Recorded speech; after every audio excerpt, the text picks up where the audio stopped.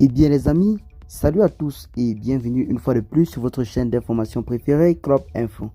Aujourd'hui, on se capte pour une nouvelle note d'information du côté du Niger, où nous avons malheureusement en ce jour une très triste nouvelle pour le peuple et le gouvernement nigérien. Le Niger traverse une période de deuil et de douleur ces derniers jours.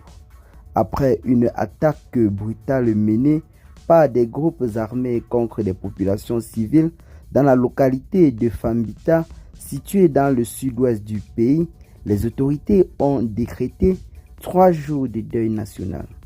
Cette tragédie rappelle les défis sécuritaires persistants qui pèsent contre le pays. Mais, grâce à la détermination de nos vaillantes forces de défense, l'ennemi est visiblement en train de perdre du terrain, raison pour laquelle il préfère s'attaquer aux populations civiles qui n'ont pas de défense pour en quelque sorte créer la paranoïa.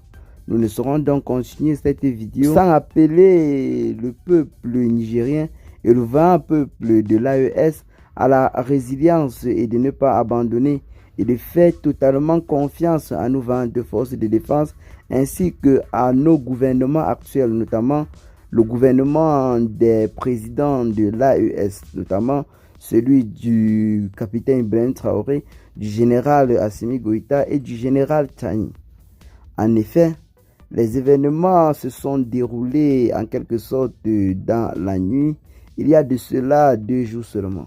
Des hommes armés non identifiés ont attaqué les populations de Fambita, sémant la terreur, laissant derrière eux un lourd bilan, chose qui a en quelque sorte poussé le gouvernement à décréter 3 journées de deuil national. Face donc à cette tragédie, autant pour nous, les autorités nigériennes ont réagi, décrétant 3 jours de deuil national.